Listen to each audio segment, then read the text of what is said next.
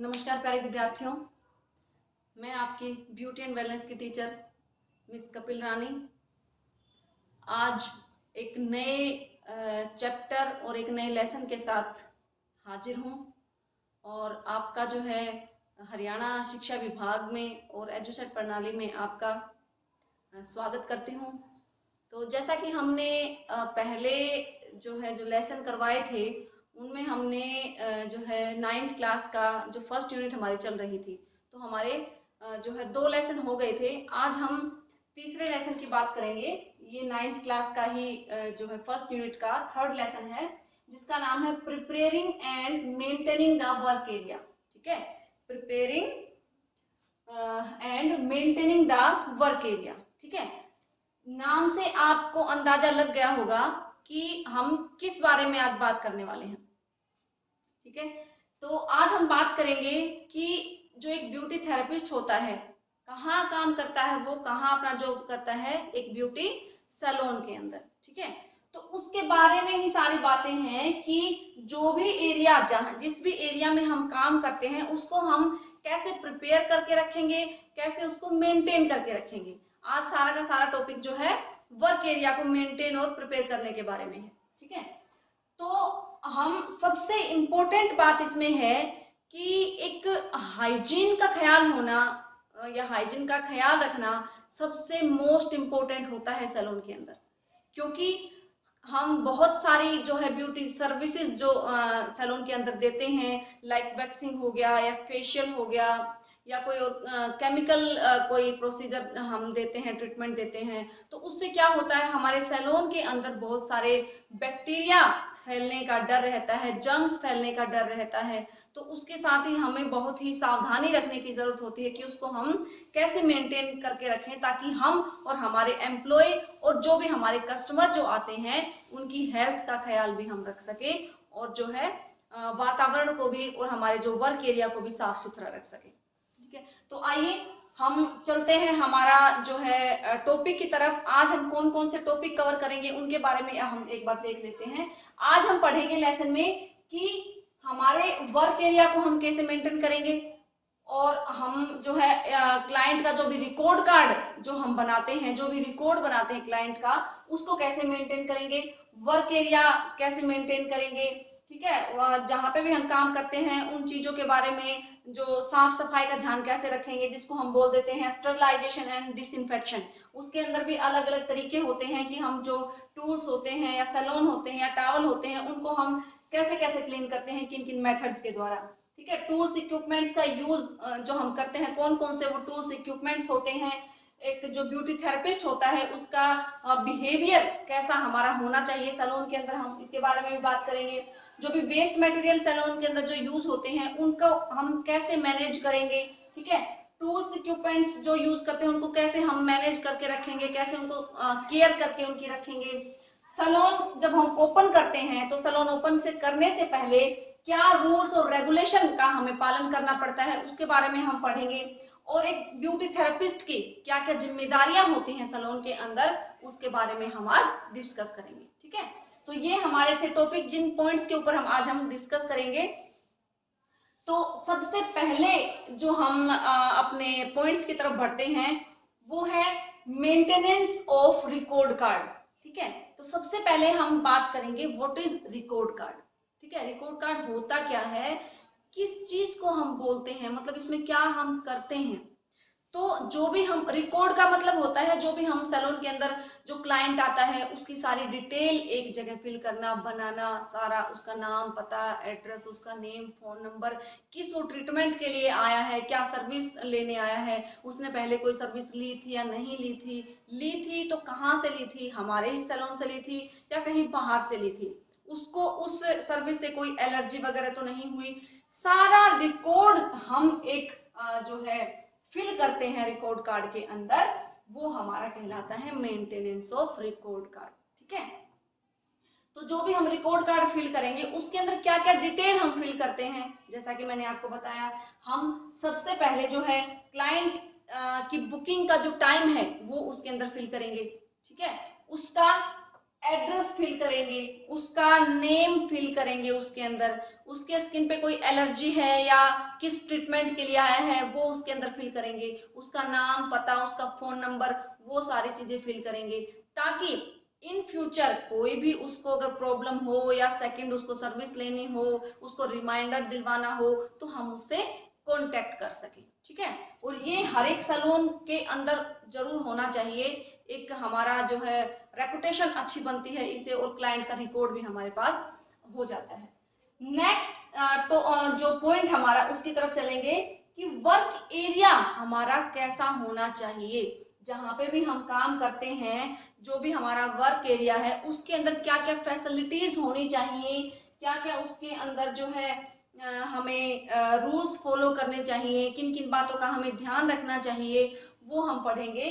तो जहां पे भी हम काम करते हैं, जो भी हमारा ब्यूटी सैलून होता है, जो भी वर्क एरिया होता है, उसके बारे में हम ध्यान रखेंगे। सबसे पहले तो वो क्लीन, नीट एंड क्लीन बिल्कुल होना चाहिए।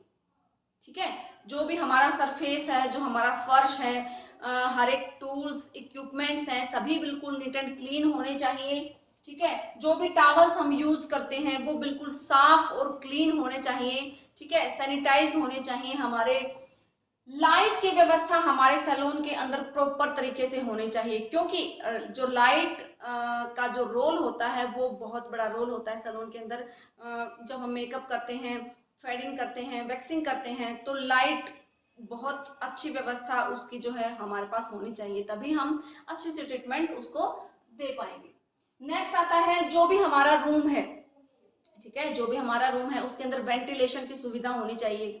ठीक है, एडजस्ट फैन की सुविधा होनी चाहिए, ताकि हम जो भी ट्रीटमेंट देते हैं उसकी स्मेल हमारे रूम के अंदर ना रहे, वो हम एडजस्ट फैन के थ्रू उसको एडजस्ट कर सकें। ठीक है, म्यूजिक की व्यवस्था होनी चाहिए। कई बार क्या होता है कि क्लाइंट हमारे वेटिंग एरिया में बैठे रहते हैं, या फिर हम जिन क्लाइंट को ट्रीटमेंट देते हैं, लाइक फेशियल हम देते हैं या फिर कोई थेरेपी देते हैं, तो क्लाइंट बोर ना हो, उसके लिए हल्के हल्के म्यूजिक की व्यवस्था होनी चाहिए। सैलून के अंदर हमेशा चलते रहना चाहिए, ताकि अगर कोई वेटिंग एरिया में भी अगर कोई क्लाइंट बैठा है तो वो भी बोर ना हो। उसके लिए मैगजीन जो है जो है फैसिलिटी भी होनी चाहिए, ताकि वो खाली टाइम में बोर ना हो, मैगजीन पढ़ सके या फिर म्यूजिक वगैरह सुन सके, तो उसको थोड़ा बोरियत फील ना हो।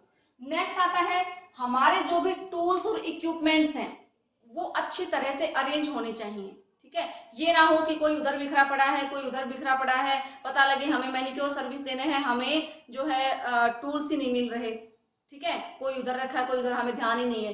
तो कोई भी ट्रीटमेंट जब हम देते हैं तो सर्विस के बाद उन टूल्स को साफ और क्लीन और स्टरलाइज करके उनको अलग से अपने कैबिनेट में रख दें। ठीक है, उनको इकट्ठा करके, ताकि नेक्स्ट टाइम जब आपको जरूरत पड़े तो आपको ढूंढने की जरूरत ना पड़े। ठीक है, उन अच्छी तरह से अरेंज होने चाहिए वो। रिकॉर्ड कार्ड की व्यवस्था होनी चाहिए हमारे सैलून के अंदर। ठीक है, तो जो भी क्लाइंट आएगा उसकी जो सारी डिटेल है, ताकि उसमें हम फिल कर सकें। तो ये तो हो गया हमारा वर्क एरिया कैसा होना चाहिए। नेक्स्ट पॉइंट की तरफ हम चलते हैं कि sterilisation and disinfection. What is the sterilisation and disinfection? क्या होता है ये? हमारे टूल्स, इक्विपमेंट्स को क्लीन करने के तरीके होते हैं, उनको साफ, कीटाणु रहित करने के, जर्म फ्री करने के तरीके होते हैं। तो कौन कौन से तरीके होते हैं जिनके द्वारा हम जो है कैसे अपने टूल्स को या हर एक जो इक्विपमेंट होता है लैब के अंदर उनको हम क्लीन कर सकते हैं? तो सबसे पहला आता है हमारा क्लीनिंग। क्लीनिंग से आप समझ गए होंगे, क्लीनिंग का मतलब होता है किसी भी चीज को साफ करके रखना। ठीक है, फॉर एग्जाम्पल अगर हमने पेडिक्योर किया है, पेडिक्योर के अंदर जो हमारा प्यूमिक स्टोन है या ब्रश है या कोई भी मेटल के टूल्स हैं, तो उनको यूज करने के बाद हम या तो सिंपल पानी से एक बार उनको क्लीन कर लेंगे। ठीक है, क्लीन का मतलब उनको साफ कर लेंगे। ये जो क्लीन करने की जो प्रक्रिया होती है, ये होती है स्टरलाइजेशन से पहले। जब हम स्टरलाइज करते हैं किसी भी टूल को, हम जो है स्टरलाइजेशन के अंदर, कैबिनेट के अंदर रखते हैं, तो वो कभी भी उनको गीले नहीं रखना चाहिए। स्टरलाइजेशन में रखने से पहले उनको क्लीन करके ही रखें, उसके अंदर गंदे ना रखें, क्योंकि फायदा ही क्या रहेगा? अगर गंदे रख देंगे तो उसके अंदर और ज्यादा जर्म्स फैलने का डर रहेगा। तो पहले उनको क्लीन करेंगे, फिर उनको स्टरलाइज करेंगे। ठीक है, तो जो क्लीनिंग जो प्रक्रिया होती है वो स्टरलाइजेशन से पहले की प्रक्रिया होती है। नेक्स्ट आता है हमारा डिसइंफेक्शन। डिसइंफेक्शन मतलब इन्फेक्शन ना हो, इन्फेक्शन से बचने के लिए हम क्या करते हैं, टूल्स को हम क्या करते हैं, इस डिसइंफेक्शन जो प्रक्रिया होती है इसके अंदर क्या किया जाता है कि जो बैक्टीरिया होते हैं उनको किल किया जाता है। ठीक है, या तो उसमें आप जो है डेटॉल का यूज कर सकते हैं या फिर हीट प्रक्रिया का यूज कर सकते हैं आप। ठीक है, तो इसके अंदर आप बैक्टीरिया को किल करते हैं, सभी टूल्स इक्विपमेंट को जर्म फ्री करते हैं। नेक्स्ट जो हमारा जो एक प्रोसीजर आता है क्लीन करने का, वो आता है स्टरलाइजेशन। स्टरलाइजेशन मैंने अभी थोड़ी देर पहले बताया आपको कि जो स्टरलाइजेशन होता है इसके अंदर स्टीम के द्वारा या फिर हीट के द्वारा या फिर यूवी रेज के द्वारा हम टूल्स और इक्विपमेंट्स को स्टरलाइज करते हैं। ठीक है, इसके अंदर स्टीम के द्वारा या फिर यूवी रेज के द्वारा हम स्टरलाइज करते हैं सभी टूल्स को, और इसके अंदर जो है मेटल के टूल्स को ही स्टरलाइज किया जाता है। ठीक है, जो स्टरलाइज करते हैं हम वो मेटल के टूल्स, लोहे के जो टूल्स होते हैं लाइक ट्रिमर हो गया हमारा, ठीक है, मेटल स्क्रैपर हो गया, क्यूटिकल कटर हो गया, क्यूटिकल जो है पुशर हो गया। तो जो लोहे की मेटल की जो चीजें हैं, मेटल के जो इक्विपमेंट्स हैं, उनको हम क्या करते हैं, स्टरलाइज करते हैं यूज करने से पहले, ताकि उनके सारे जो जर्म्स, जो बैक्टीरिया, जो कीटाणु हैं वो किल हो जाए और वो बिल्कुल हम हमारे लिए सेफ हों। ठीक है, ध्यान रखना कभी भी एक क्लाइंट से दूसरे क्लाइंट पे यूज करने से पहले जो हमारे इक्विपमेंट और टूल्स होते हैं वो स्टरलाइज और सैनिटाइज होने बहुत जरूरी हैं, वरना उनको तो इन्फेक्शन लगेगा ही लगेगा, उससे पहले हमें भी लगने के चांस होते हैं। तो नेक्स्ट हमारा जो प्रोसीजर आता है वो आता है सैनिटाइजेशन। ठीक है, एक होता है स्टरलाइजेशन, एक होता है हमारा सैनिटाइजेशन। अब जो जो सैनिटाइजेशन होता है इसके अंदर हीट या केमिकल के थ्रू हम जो है क्लीन करते हैं हमारे टूल्स इक्विपमेंट्स को। ठीक है, किसी भी जगह को लाइक जैसे कि टॉवल है, टॉवल को हम क्या करेंगे, सैनिटाइज करेंगे। ठीक है, फर्श है हमारा, हमारा सरफेस जो फर्श होता है उसको हम स्टरलाइज थोड़ी करेंगे, उसको हम सैनिटाइज करेंगे। हमारे हैंड्स हैं, फॉर एग्जाम्पल आजकल सबसे कॉमन एग्जाम्पल इस चीज का आप ले सकते हैं कि जो हम हैंड्स को सैनिटाइज करते हैं, स्टरलाइज तो नहीं करते, है ना। जो हमारी मतलब डेली यूजिंग की जो चीजें होती हैं उनको हम सैनिटाइज करते हैं, और जो टूल्स होते हैं मेटल के उनको हम स्टरलाइज करते हैं। ठीक है, काम दोनों का एक होते हैं, मतलब जर्म्स को क्लीन करना, बैक्टीरिया को किल करना, लेकिन मेथड अलग अलग होते हैं। आई होप आपको अच्छे से समझ आया होगा कि cleaning, disinfection, sterilisation and sanitisation के अंदर हम कैसे कैसे टूल्स को क्लीन करते हैं, कैसे कैसे जर्म्स को किल करते हैं। अब हम बात करते हैं, हमारा जो नेक्स्ट पॉइंट है वो है using tools and equipments. Salon के अंदर कौन कौन से टूल्स और इक्विपमेंट्स यूज किए जाते हैं, जो कॉमन टूल्स इक्विपमेंट्स होते हैं वो कौन कौन से होते हैं जो हम यूज करते हैं। तो आइए हम एक बार उनकी तरफ एक लुक लेते हैं। जो कॉमन जो टूल्स इक्विपमेंट्स हम उनकी बात कर रहे हैं, वरना तो बहुत सारे होते हैं, लाइक ट्वीजर है हमारा, सीजर है, प्यूमिक स्टोन है, स्क्रैपर है, ब्रश है, ठीक है, फेस पैक ब्रश है, या फिर मैनिक्योर पेडिक्योर ब्रश है, ठीक है, हमारा कोमेडोन एक्सट्रैक्टर है, ट्रिमर है। ये कॉमन जो है टूल्स होते हैं जो हम एक सैलून के अंदर जो है हम यूज कर सकते हैं। ठीक है, तो ये बहुत सारी इनमें से चीजें हर एक सर्विस में यूज होती हैं। जैसे ट्वीजर है, हम जिसको प्लकर भी बोलते हैं, एक्स्ट्रा हेयर को थ्रेडिंग से निकालने के लिए यूज करते हैं। सीजर हेयर कट करने के लिए करते हैं। प्यूमिक स्टोन हम मैनिक्योर पेडिक्योर के अंदर यूज करते हैं। जो मेटल स्क्रैपर और जो फुट स्क्रैपर है उसको हम पेडिक्योर में यूज करते हैं। क्यूटिकल कटर है वो नेल कट करने के लिए करते हैं। स्पंज का यूज हम क्लीन करने के लिए करते हैं। क्यूटिकल कटर का यूज हम क्यूटिकल्स को कट करने के लिए करते हैं। ब्रश का यूज हम नेल्स को क्लीन करने के लिए करते हैं। कोमेडोन एक्सट्रैक्टर का यूज हम ब्लैक हेड्स को रिमूव करने के लिए करते हैं। ट्रिमर का यूज हम नेल्स को ट्रिम करने के लिए, नेल कटर और ट्रिमर एक ही चीज होती है। ठीक है, नेल कटर भी बोल सकते हो, नेल ट्रिमर भी बोल सकते हो, दोनों का यूज होता है नेल को कट्स करना। ठीक है, तो ये तो हो गया हमारे टूल्स और इक्विपमेंट जो हम सैलून के अंदर कॉमन यूज करते हैं। नेक्स्ट पॉइंट की तरफ चलते हैं हम। एक जो ब्यूटी थेरेपिस्ट का जो बिहेवियर है वो सैलून के अंदर कैसा होना चाहिए, या फिर उसको सैलून के अंदर किन किन बातों को, जो पर्सनल जो अपीयरेंस से रिलेटेड जो बातें हैं उसको कौन कौन सी बातें ध्यान में रखनी चाहिए, ठीक है, उसके बारे में हम पढ़ेंगे। दोस्तों एक ब्यूटी सैलून के अंदर जो है एक ब्यूटी थेरेपिस्ट का अहम रोल होता है, बहुत ही मेजर रोल होता है, क्योंकि सैलून को संभालना उसी की जिम्मेदारी होती है। और first impression is the last impression. जैसा इंप्रेशन उसका क्लाइंट के ऊपर पड़ेगा, क्लाइंट के ऊपर उतना ही पॉजिटिव इंप्रेशन पड़ेगा। तो उससे पहले एक ब्यूटी थेरेपिस्ट को बहुत सारी चीजें पहले खुद यूज करनी होती हैं ताकि दूसरों के सामने प्रेजेंटेशन वो अच्छे से दे सके। ठीक है, तो इसमें उसको ध्यान रखना चाहिए सबसे पहले जो भी सैलून के अंदर जो यूनिफॉर्म वो डालती हैं वो कंफर्टेबल होनी चाहिए। ठीक है, उसकी जो स्लीव्स हैं वो उसकी या तो क्वार्टर स्लीव्स होनी चाहिए या हाफ स्लीव्स होनी चाहिए या फिर फोल्ड करने वाली स्लीव होनी चाहिए, ताकि उसको कोई भी ट्रीटमेंट देते टाइम कोई दिक्कत ना आए। फेशियल कर रही है, फुल स्लीव्स हैं, तो अगर वो मसाज करती है तो क्रीम लगने का डर रहता है, बीच बीच में जो है डिस्टर्बेंस होता है। तो एक बहुत ही कॉमन चीज है, जो छोटी छोटी चीजें होती हैं उनका ध्यान रखना पड़ता है। तो जो उसकी यूनिफॉर्म है बिल्कुल साफ, नीट एंड क्लीन होनी चाहिए, गंदी ना हो बिल्कुल भी।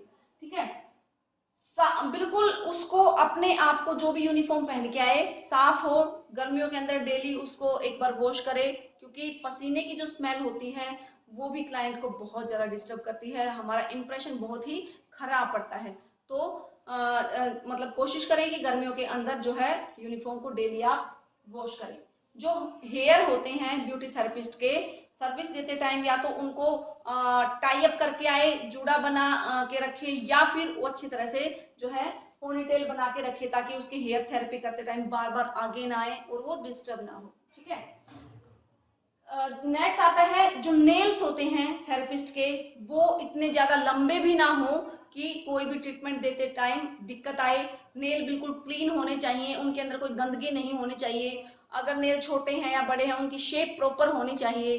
ठीक है, फुटवियर जो भी वो पहनती है जो भी सैलून के अंदर, वो कंफर्टेबल होने चाहिए। ये ना हो कि बहुत ज्यादा शोर करते हो, टक टक टक टक ऐसे, तो बहुत ज्यादा मतलब एम्बरेसिंग वो चीज होती है। ठीक है, और सारा दिन क्योंकि जो थेरेपिस्ट का काम होता है सारा दिन खड़े होने का होता है, तो पैर हमारे बहुत ज्यादा थक भी जाते हैं, इसलिए हमारे बिल्कुल कंफर्टेबल फुटवियर होने चाहिए ताकि हम सारा दिन आराम से खड़े होके ट्रीटमेंट दे सकें। ठीक है, सबसे मेन और इम्पोर्टेंट बात है कि कोई भी सर्विस देने से पहले हैंड वॉश जरूर करने चाहिए एक थेरेपिस्ट को।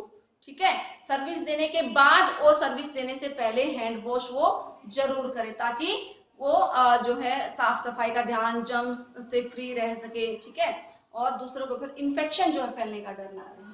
ठीक है, तो ये तो हो गया हमारा जो है एक ब्यूटी थेरेपिस्ट का बिहेवियर हो गया, या फिर उससे रिलेटेड जो बातें होंगी जो उसको ध्यान में रखनी है, कैसे उसको पेश आना चाहिए सैलून के अंदर, किन किन बातों का ध्यान रखना चाहिए। नेक्स्ट जो हमारा टॉपिक है उसकी तरफ चलते हैं। वेस्ट मटेरियल, मतलब सैलून के अंदर मान लो हम कोई सर्विस देते हैं, लाइक वैक्सिंग हम कर रहे हैं, तो जो वेस्ट जो मटेरियल है वो कौन सा हुआ, वैक्सिंग स्ट्रिप्स। ठीक है, या फिर फेशियल जब हम करते हैं तो टिश्यू पेपर हो गए वेस्ट, या फिर कॉटन वूल्स हो गया। ठीक है, तो जो वेस्ट मटेरियल है उनके बारे में हम क्या ध्यान रखेंगे ताकि इन्फेक्शन ना फैले, हमारे सैलून में गंदगी ना फैले, उनसे रिलेटेड हमें किन किन बातों का ध्यान रखना चाहिए। सबसे पहले तो हमारे सैलून के अंदर डस्टबिन की व्यवस्था होनी चाहिए। ये ना हो कि डस्टबिन ना हो, आप वेस्ट जो स्ट्रिप्स होती हैं या कॉटन वूल्स होते हैं उनको आप कहीं भी फेंक दे रहे हैं सैलून के अंदर, और उनके अंदर से स्मेल आ रही है। ठीक है, इन्फेक्शन फैलने का उससे डर रहता है, तो डस्टबिन मस्ट आपके सैलून के अंदर होना चाहिए। नेक्स्ट है, अगर हेयर ट्रीटमेंट देने के बाद अगर हेयर बिखर जाते हैं हमारे, तो उनको तुरंत साफ करें, उनको तुरंत उठा दें। ये ना हो फैन चल रहा है, कोई हेयर उधर उड़ रहे हैं, कोई उधर उड़ रहे हैं, कोई बेड के नीचे जा रहे हैं, और क्लाइंट की जब नजर जाती है तो वो बहुत ही गंदा फील होता है। तो सर्विस देने के साथ साथ जो आप उसको तुरंत उनको उठा दें और डस्टबिन में डाल दें। नेक्स्ट आता है हमारा, जो भी हमारा बीच बीच में वेटिंग टाइम हमें मिलता है, जैसे कि हम मान लो फेशियल को हमने ब्लीच लगा दी क्लाइंट को फेस के ऊपर, तो ब्लीच अपना टाइम लेगी 10 से 15 मिनट। तो 10 से जो 15 मिनट है हमारे लिए तो फ्री है, उस फ्री टाइम में हम कोशिश करें कि कोई भी सामान इधर उधर पड़ा है उसको हम सेट कर दें, कोई भी वेस्ट मटेरियल पड़ा है उसको फटाफट डस्टबिन में डाल दें। तो जो भी हमारा वेटिंग टाइम है उसके अंदर हम जो एक्स्ट्रा जो काम है उनको हम कंप्लीट कर सकते हैं। जो भी टूल्स और इक्विपमेंट्स हम यूज करते हैं वो बिल्कुल नीट एंड क्लीन होने चाहिए हमारे, ठीक है, बिल्कुल साफ और कीटाणु रहित होने चाहिए, स्टरलाइज होने चाहिए, ठीक है। जो भी हम प्रोडक्ट यूज करते हैं उसके ऊपर जो भी गाइडलाइन लिखी होती हैं उसके ऊपर, प्रोडक्ट के ऊपर, वो अच्छे से पढ़ें और उसी के अकॉर्डिंग उसको हम यूज करें। उसके ऊपर डेट ऑफ एक्सपायरी क्या है, डेट ऑफ मैन्युफैक्चरिंग क्या है, वो सारी चीजें हमें नोट करनी चाहिए। नेक्स्ट है टॉवल। जो भी हम ट्रीटमेंट, हम मान लो एक क्लाइंट के ऊपर हमने ट्रीटमेंट दिया तो हमने एक टॉवल यूज किया, दूसरा क्लाइंट जब आता है तो उसके ऊपर सेम टॉवल कभी भी यूज ना करें, ठीक है। टॉवल को चेंज कर दें, चाहे हमें हमारे पास टॉवल का स्टॉक ज्यादा रखना पड़े, लेकिन एक टॉवल कभी भी दूसरे क्लाइंट पे यूज ना करें। इन्फेक्शन फैलने का डर रहता है, हो सकता है एक क्लाइंट के ऊपर कोई इन्फेक्शन हो और हम सेकंड उसी दूसरे क्लाइंट पे यूज कर देते हैं और इन्फेक्शन फैलने का डर रहता है। तो जितने भी क्लाइंट आए, जो भी थेरेपी आप दें, उनके लिए टॉवल को चेंज जरूर करें, सेम टॉवल कभी भी यूज ना करें। नेक्स्ट विद्यार्थियों, हमारा टॉपिक आता है टूल्स और इक्विपमेंट्स को हम संभालेंगे कैसे, मतलब उनकी केयर कैसे करें। हमारे सैलून के अंदर जो टूल्स इक्विपमेंट है उनको हम कैसे संभाल के रखेंगे, किन किन बातों का ध्यान रखेंगे। तो जो भी हमारे मान लो इलेक्ट्रिक जो टूल्स होते हैं, जो भी बिजली से चलने वाले जो टूल्स होते हैं, लाइक प्रेसिंग मशीन होगी, क्रिम्पिंग मशीन हो गई, ड्रायर हो गया, ठीक है, वैक्सिंग हीटर हो गया। तो जो भी हमारी इलेक्ट्रिक टूल्स जो होते हैं उनके बारे में हम ध्यान रखें कि यूज करने के बाद प्लग से उसको निकाल के रख दें, प्लग के अंदर उसको ना छोड़ें, ठीक है। वायर वगैरह अगर लंबी है तो उसको तुरंत उसमें ध्यान रखें कहीं कोई कट ना हो, ताकि कोई हमें करंट लगने का डर ना रहे। कोई भी शार्प जो टूल्स हैं, जो नुकीले जो टूल्स हैं, उनको कभी भी अपने पॉकेट में ना रखें। कई बार क्या होता है कि हमने जो एप्रेन पहना होता है उसके अंदर पॉकेट तो होती है, तो थेरेपिस्ट क्या करती है, सीजर से किया काम और पॉकेट के अंदर डाल लिया, या फिर कोई हमारा कोमेडोन एक्सट्रैक्टर होता है उसको किया और पॉकेट के अंदर डाल लिया। तो कई बार ध्यान ना होने की वजह से हम इंजरी हो सकते हैं, ठीक है, हमें चोट लग सकती है। तो जो भी शार्प जो टूल्स हैं उनको थेरेपी देने के बाद, सर्विस देने के बाद उनको अच्छे से संभाल के उनको रख दें, ठीक है। जो भी वायर वगैरह, जो भी हम टूल्स की जो हमारी इलेक्ट्रिक टूल्स की या इलेक्ट्रिक इक्विपमेंट्स की जो भी वायर होती हैं उनको ध्यान से हम अच्छी तरह से रैप करके रखें, ठीक है, ताकि उनमें कोई कट वगैरह ना लगे। और यूज करने के बाद पावर से हमेशा उसको हटा के ही रखें, ठीक है। तो इन चीजों का थोड़ा थोड़ा, छोटी छोटी चीजें हैं जिनके बारे में हमें ध्यान रखना पड़ेगा। नेक्स्ट आता है सबसे मेन और इम्पोर्टेंट चीज कि सैलून ओपन करने से पहले हमें कौन कौन से रूल्स और रेगुलेशन का पालन करना जरूरी है। ऐसा नहीं होता है कि जहां मन किया हमने ओपन कर लिया, जहां मन किया हम काम करने लगे। बहुत से रूल्स का, रेगुलेशन का हमें पालन करना होता है, हमें उनको जो है अपनाना होता है, तभी हम जो है एक सैलून को ओपन कर सकते हैं। तो उन रूल्स रेगुलेशन का हमें पता होना चाहिए कि किन किन चीजों के बारे में हमें ध्यान रखना पड़ेगा। तो सबसे पहला है कि सैलून ओपन करते ही उसको 30 दिनों के अंदर अंदर उसको रजिस्टर्ड करवा लें, ठीक है, ताकि हमारा जो सैलून का जो रजिस्ट्रेशन है वो ऑनलाइन हो सके, गवर्नमेंट के जो है नॉलेज में आ सके, ठीक है। तो उसको रजिस्टर्ड जरूर करवाएं। पानी की व्यवस्था आपके सैलून के अंदर प्रॉपर होनी चाहिए, हैंड वॉश की सुविधा प्रॉपर होनी चाहिए, पीने के पानी की व्यवस्था होनी चाहिए, आरओ वगैरह की, ठीक है। नेक्स्ट है हमारा डस्टबिन की व्यवस्था जरूर होनी चाहिए, ठीक है, कहीं भी कचरा इधर उधर ना फेंके। हो सके तो 2 या 3 डस्टबिन आप रख सकते हैं जगह जगह, ताकि आप सूखा गीला जो भी आपका कचरा होता है वो अलग अलग डस्टबिन में डाल सके और उनको बाद में फेंक सके, ठीक है। नेक्स्ट आता है कि जो भी हमारे जो टूल्स इक्विपमेंट्स होते हैं वो सभी स्टरलाइज हो यूज करने से पहले, इसका भी हमें ध्यान रखना पड़ेगा, क्योंकि हमारे हाथ में होती है अपने सैलून की रेपुटेशन बनाना। जितना हम ख्याल रखेंगे, जितनी चीजों का हम ध्यान रखेंगे, उतना ही ज्यादा हम जो है अपने रेपुटेशन बना सकते हैं अपने सैलून की, ठीक है। आपके पास लाइसेंस होना चाहिए सैलून चलाने के लिए, आपके पास फायर लाइसेंस होना चाहिए। हो सकता है कल को कोई सैलून के अंदर कोई इलेक्ट्रिक शॉक लग जाए या फिर कोई शॉर्ट उसमें हो जाए इलेक्ट्रिसिटी का, ठीक है। तो कहीं पे भी कुछ भी घटना दुर्घटना देखो हो सकती है, तो उसके लिए हमें पहले से ही सचेत रहना चाहिए। उसके लिए हमें क्या हमें पहले बनवाना चाहिए, फायर लाइसेंस हमारे पास होना चाहिए, ताकि कल को हम अगर ऐसी कोई दुर्घटना होती है तो हम क्लेम कर सकें। ठीक है, नेक्स्ट आता है हमारा कि जो भी हम प्रोडक्ट्स जो रखते हैं सैलून के अंदर, उनके ऊपर लेबल जरूर चिपका होना चाहिए कि भाई ये कौन सा प्रोडक्ट है, इसका रेट क्या है, उसके ऊपर लेबल जरूर लगा के रखें।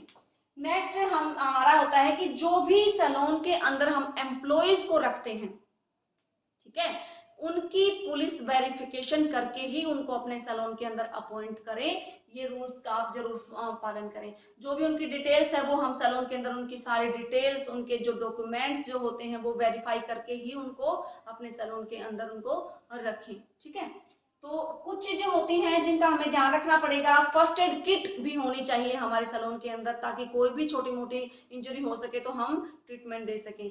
ठीक है, और रिकॉर्ड कार्ड की व्यवस्था होनी चाहिए। तो ये बहुत सारी चीजें हैं कि जो आपको मतलब रूल्स और रेगुलेशन फॉलो करने पड़ेंगे अपना सैलून ओपन करने से पहले। इन बातों का आपको ध्यान रखना पड़ेगा। नेक्स्ट आता है कि जो भी एक थेरेपिस्ट होती है सैलून के अंदर, उसकी क्या क्या जिम्मेदारियां होती हैं। ठीक है, उसको किन किन बातों का ध्यान रखना पड़ता है, उस मतलब सैलून के अंदर वो क्या क्या जिम्मेदारियां उसको निभानी चाहिए, ताकि मतलब एक बहुत अच्छा जो है बिहेवियर वो लोगों के साथ कर सके, उसकी रेपुटेशन अच्छी बन सके। ठीक है, सबसे पहले तो अगर किसी की अपॉइंटमेंट आती है सैलून के अंदर और हमने उसको बुला लिया, 2 बजे की अपॉइंटमेंट है दिन की, और उसको बुला के हमने बैठा दिया कि भाई अभी तो कोई और ट्रीटमेंट चल रहा है, आप बैठें, तो जो भी आपका टाइम लगे, ठीक है, वेटिंग का, तो उससे आप सॉरी फील करें कि भाई हमने तो आपको टाइम दे दिया था, लेकिन हमारी गलती है कि हम पहले वाले क्लाइंट को फ्री नहीं कर पाए। तो जो भी टाइम है उसको एक तो एग्जैक्ट टाइम दे और सर्विस जो है उसकी एग्जैक्ट टाइम पे शुरू करें, ताकि उसकी नजरों में हमारी रेपुटेशन बढ़ सके। ठीक है, स्किन के अकॉर्डिंग ही ट्रीटमेंट करें। ध्यान रखें कि कोई भी जब क्लाइंट आता है, हमारे सबकी स्किन की कंडीशन अलग अलग होती है। किसी की नॉर्मल ड्राई होती है, किसी की कॉम्बिनेशन, किसी की ऑयली, किसी के पिंपल्स, रिंकल्स, पता नहीं क्या क्या बहुत सारी प्रॉब्लम्स होती हैं, किसी के स्किन पे ब्लेमिशिंग की प्रॉब्लम होती है। तो स्किन के अकॉर्डिंग ही ट्रीटमेंट दे, वो स्किन को पहले चेक करे, एनालाइज करे, ठीक है, और उसके बाद ही उसके अकॉर्डिंग वो प्रोडक्ट को जो है यूज करे। होम केयर एडवाइस, क्लाइंट को थेरेपी देने के बाद, ट्रीटमेंट देने के बाद घर के लिए उसको एडवाइस दें कि आपको जो है ये चीज यूज करनी है, ये वाला फेस वॉश यूज करना है, या फिर आपको घर जाके जो है साबुन से फेस वॉश नहीं करना, 2 दिन तक आपको जो है कोई केमिकल वाली चीज नहीं लगानी। तो जो भी उसके लिए होम केयर जो एडवाइस है वो जरूर देनी चाहिए थेरेपिस्ट को। नेक्स्ट आता है कि जो भी हम ट्रीटमेंट दे रहे हैं, फॉर एग्जांपल अगर हम फेशियल किसी के ऊपर दे रहे हैं, तो फेशियल से रिलेटेड जो भी सामान है वो सारा हमारा पहले ट्रीटमेंट से पहले ट्रॉली के अंदर अरेंज होना चाहिए सिस्टमेटिक ढंग से। ठीक है, ताकि हमें बार बार सर्विस के बीच में इधर उधर ना जाना पड़े किसी भी चीज के लिए, तो पहले से ही ट्रॉली के अंदर उनको अरेंज करके रखना चाहिए। और रिकॉर्ड कार्ड, वो मैं बार बार आपको बता रही हूँ क्योंकि बहुत इंपॉर्टेंट चीज भी है कि जो भी हम सर्विस देते हैं उसके बाद क्लाइंट का रिकॉर्ड उसके अंदर जरूर फिल करें। ठीक है, रिकॉर्ड कार्ड में करें या फिर आप कंप्यूटर में भी कर सकते हैं। तो ये चीजें बहुत ही इंपॉर्टेंट होती हैं। तो ये था विद्यार्थियों आज हमारा टॉपिक। ठीक है, preparing and maintaining the work area. I hope आपको अच्छे से सारी चीजें क्लियर हुई होंगी। बहुत ही इजी है, इतना टिपिकल नहीं है। सिर्फ हमें जो है सैलून के अंदर क्या क्या हमें ध्यान रखना है, टूल्स के बारे में क्या ध्यान रखना है, कौन सा लाइसेंस होना चाहिए, कितने दिन के अंदर रजिस्टर करना चाहिए, कौन कौन से टूल्स इक्विपमेंट्स यूज होते हैं, ठीक है, कैसे उनको स्टरलाइज करते हैं, वर्क एरिया कैसा होना चाहिए, एक ब्यूटी थेरेपिस्ट का बिहेवियर कैसा होना चाहिए। ठीक है, वो सारी चीजें ही है, नॉर्मल है ये चीजें। तो आई होप आपको सबको अच्छे से समझ आ गया होगा, और जो आप 2-3 बार इस वीडियो को देखेंगे तो अच्छे से आपको लेसन समझ में आ जाएगा। तो अब हम बढ़ते हैं हमारे क्वेश्चन आंसर सेशन की तरफ। तो सबसे पहला मैं आपसे सिर्फ आज जो है मल्टीपल चॉइस के ही क्वेश्चन पूछूंगी। जो भी मैं क्वेश्चन पूछती हूँ आप उसी क्वेश्चन का जो है 1 नंबर का, 2 नंबर का, 3 नंबर का क्वेश्चन बना सकते हो। कैसे, वो मैं आपको बताती हूँ। सबसे पहला है कि सैलून को कितने दिन के अंदर अंदर रजिस्टर्ड करवा लेना चाहिए। कितने दिन के अंदर? 30 डेज के अंदर अंदर उसको रजिस्टर्ड करवा लेना चाहिए, ठीक है। और जो है अब अगर आ जाए बात की हमारा कि कौन कौन से टूल्स और इक्विपमेंट्स यूज होते हैं सैलून के अंदर। अगर 1 नंबर का क्वेश्चन आ जाए तो आप 2 या 3 इक्विपमेंट्स लिख सकते हैं कि कोमेडोन एक्सट्रैक्टर होता है, हमारा ब्रश होता है, ठीक है, फेशियल फेस पैक ब्रश होता है, हमारा जो है क्यूटिकल कटर होता है, ट्वीजर होती है, सीजर होती है, 2-4 नाम लिख सकते हैं। अगर 2 नंबर का यही क्वेश्चन आ जाए कि कौन कौन से टूल्स होते हैं डिफाइन करें, तो आप किन्हीं भी 4 या 5 का नाम लिख के उनको डिफाइन कर सकते हैं कि ये कहाँ कहाँ यूज होते हैं। अगर 3 नंबर का आ जाए तो आप 6 या 7 टूल्स इक्विपमेंट लिख दीजिए, उनको डिफाइन कर लीजिए, ठीक है। अगर यही 5 नंबर का आ जाए तो जितने भी आपको सैलून के अंदर टूल्स इक्विपमेंट्स याद आए सबके नाम लिख के उनको डिफाइन कर दो, बहुत ईजी है, ठीक है। एक ही क्वेश्चन में से आप 1 2 3 4 5 नंबर, कितने भी नंबर के क्वेश्चन आप बना सकते हो, ठीक है। नेक्स्ट आता है कि जो क्लीनिंग प्रक्रिया होती है वो हम कब यूज करते हैं। जो क्लीनिंग, जो टूल्स को क्लीन करने की प्रक्रिया होती है वो हम कब यूज करते हैं?